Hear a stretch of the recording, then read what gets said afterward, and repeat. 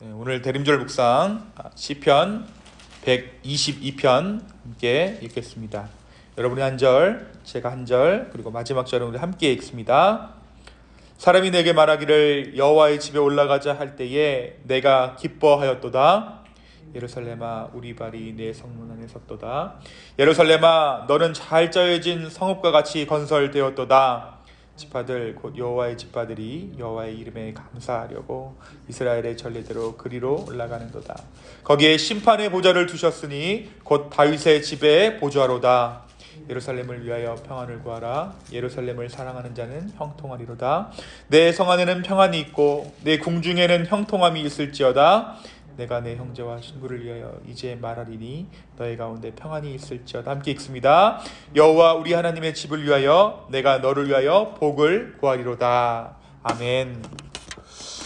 우리가 계속해서 시편 말씀을 대림절을 맞아서 묵상하고 있습니다. 오늘은 시편 122편입니다. 우리 어제는 시편 72편을 묵상했는데요. 오늘은 122편을 함께 묵상합니다. 오늘 저와 여러분이 읽은 이 시편 122편 위에 뭐라고 써져 있습니까? 파란색 글씨로 다윗의 시, 곧 성전에 올라가는 노래. 그죠? 이 노래는 성전에 함께 올라갈 때 불렀던 노래예요. 이스라엘 백성들이 전례에 따라서 성전에 올라갈 때에 함께 이 가사에 곡조를 붙여서 노래하며 성전으로 올라갔던 그러한 찬송시입니다. 1절부터 이 말씀이 의미하는 바가 무엇인지 한번 보도록 하겠습니다. 사람이 내게 말하기를 여호와의 집에 올라가자 할 때에 내가 기뻐하였도다. 누군가 나를 찾아왔어요. 누군가 나를 찾아왔는데 예배하러 갑시다. 함께 성전으로 올라갑시다 라는 말을 하였을 때 나의 마음이 기쁨으로 가득 차게 되었다. 누가 나에게 예배합시다. 우리가 성전에 갈 때입니다 라고 말했을 때 나의 마음 가운데 기쁨이 충만하게 되었다라고 오늘 다윗은 이야기합니다. 예루살렘아 우리의 발이 내 성문 안에 섰도다. 내가 지금 어디에 서 있습니까? 하나님의 성전이 있는 곳, 하나님의 반석, 하나님의 그 거룩하신 임재가 있는 곳에 내가 지금 서 있다. 예배하기 위해 내가 지금 성문 안으로 당도했다. 내가 지금 신학적으로 얘기하면 천국문에 들어섰다라는 거예요. 하나님의 임재 안에 내가 지금 들어왔다라는 것입니다. 예루살렘아 3절입니다. 너는 잘 짜여진 성읍과 같이 건설되었도다. 특별히 구약에서 도시의 영적 상황을 이야기할 때 성읍의 상태에 빗대어서 묘사하는 경우가 많았습니다. 특별히 하나님의 심판으로 황폐해진 성읍을 묘사할 때 그곳에는 사람이 거주하지 않고 들짐승의 울음소리가 사람의 웃음소리를 대신한다라고 묘사하고 있어요. 그러면 오늘 다윗이 예루살렘을 무엇이라고 말하고 있습니까? 잘 짜여진 성읍이다. 잘 짜여진 성읍이라는 것은 질서가 있다는 것이에요. 질서가 있다는 것은 다스림이 있다는 것입니다. 누구의 질서입니까? 하나님의 질서예요. 하나님의 창조의 섭리가 다시 서는 곳. 죄악으로 인해 무너졌던, 아담의 죄악으로 인해 무너졌던 그 토부의 상태가, 참 좋았더라의 상태가 주의 말씀으로 주를 예배함으로 회복되는 것, 잘 짜여진 성읍처럼 회복되는 곳, 그곳이 바로 예루살렘입니다. 개인적인 측면에서도 마찬가지죠. 우리 안에 하나님께서 우리를 지으셨는데 우리가 죄로 인해 많은 것들이 무너졌어요. 하나님과의 관계가 무너지고 인간과의 관계가 무너지고 무엇보다 하나님 관계가 끊어졌습니다.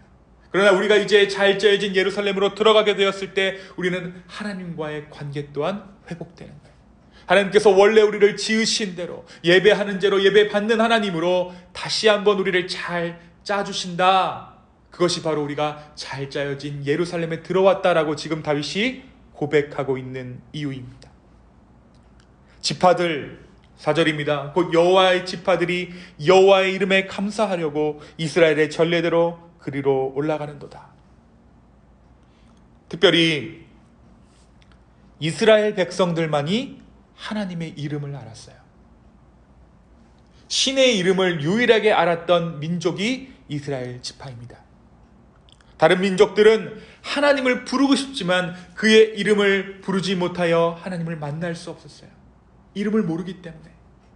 오직 이스라엘 민족만이 허락된 하나님의 이름을 통해 하나님을 대면했습니다. 그리고 그 대면은, 그 만남은 그들에게 죄사함의 축복을 가져다 주었어요. 그러하게 그들은 그 구원의 이름에 감사하기 위해 전례대로 예루살렘에 올라갔습니다. 다른 민족들은 그렇게 하지 않았어요. 그들의 삶 가운데 무너졌을 때, 그들의 통치체제가 무너졌을 때, 무엇을 찾아야 할지 알지 못할 때에 이스라엘 백성들은 하나님 앞에 부르짖을 수 있는 특권이 있었다는 것입니다. 그들이 하나님의 이름을 알았으므로 우리 역시 하나님의 이름을 알죠. 그 이름이 무엇입니까? 바로 예수 그리스도입니다.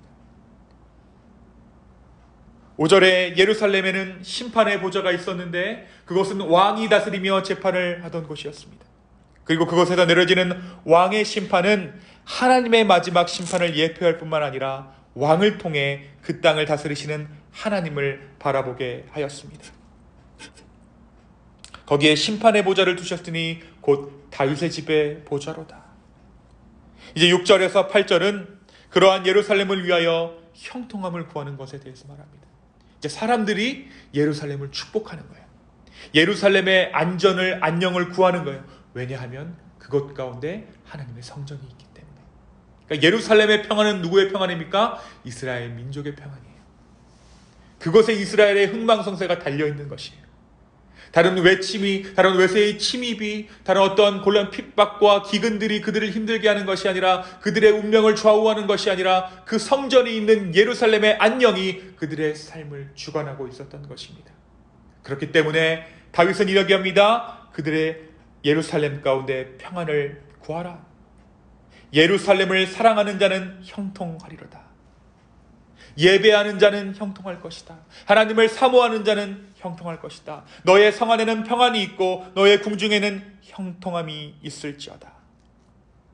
하나님의 다스림이 있는 곳, 주님의 약속이 회복되는 곳, 그곳의 형통함은 나의 형통함과 연결되어 있습니다. 그 예루살렘이 평안하고 형통한 것은 곧 나의 평안과 형통을 의미합니다. 그래서 9절의 말씀은 성전의 복을 위해서 친구에게 복을 빌어줘요. 나의 이웃에게 복을 빌어줍니다. 곧 나의 친구의 평안이 성전의 평안으로 이어지기 때문입니다. 사랑하는 기쁨의 교회 여러분, 오늘 말씀은 예배하는 자의 축복에 대해서 이야기합니다. 우리가 어제 시편 72편의 말씀을 통해서 하나님께서 어떤 자의 축복을 말씀하십니까? 기도하는 자의 축복을 말해요. 어제는 우리 모세의 시편을 묵상했죠. 그 모세가 하나님의 성으로 들어가는 유일한 도구가 무엇이었습니까? 기도였어요. 오늘은 하나님께서 우리에게 주시는 말씀이 예배하는 자가 복되다, 예배하는 자의 축복, 예배하는 자의 즐거움에 대해서 이야기하고 있습니다. 우리가 사는 동안 예배자가 된다는 것이, 우리 안에 회복의 근원이 있다는 것이 얼마나 큰 은혜인지 우리는 종종 잊고 사는 것 같아요. 우리가 예배할 수 있다는 것은, 우리가 하나님 앞에 나아갈 수 있다는 것은, 우리가 예수 그리스도의 이름을 가졌다는 것은 우리가 다른 환경이나 여건 때문에 망하지 않는다는 것입니다. 우리의 흥망성쇠가 무엇에 달려있다는 것이에요? 우리가 예배하는 자로 남아있느냐 남아있지 않느냐가 우리의 삶을 좌우한다는 것입니다. 다른 환경이나 여건이 나아지지 않아도 우리에게 진정한 회복이 있다라고 주님은 말씀하십니다. 그것은 우리가 외부적인 것에 의해 좌우되는 것이 아니라 하나님의 인도하신 마음에 있음을 이야기합니다. 우리가 다른 세상의 것에 속한 것이 아니라 하나님의 소유되었음을 의미합니다. 바울이 이야기합니다. 사람이 마음으로 믿어 의에 이르고 입으로 시인하여 구원에 이르느니라. 성경에 이르되 누구든지 저를 믿는 자는 부끄러움을 당하지 아니하리라 하니 유대인이나 헬라인이나 차별이 없습니다.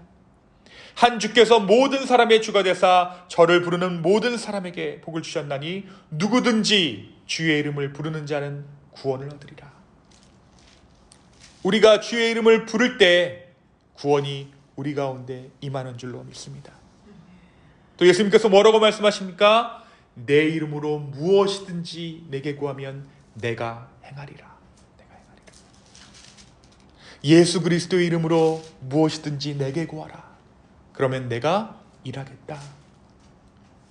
이 기도와 예배의 길을 누가 열어주셨습니까? 다시 오신, 이 땅 가운데 오신 예수님께서 이 예배의 자리를 열어주셨어요. 그 성막의 휘장을 누가 열어주셨습니까? 성막의 휘장을, 성전의 그 휘장을 누가 찢어주셨습니까? 우리 하나님께서 찢어주셨습니다. 그 아들 예수 그리스도를 내어주심으로. 우리가 이 대림절 말씀을 묵상하면서 어제는 기도에 대해서 말하고 오늘은 주님께서 예배에 대한 말씀을 우리 공동체 가운데 허락해 주신 줄로 믿습니다. 이것이 분명 우리 교회가 또 우리 믿는 자들이 회복되어야 할 첫 번째 일이기 때문이에요.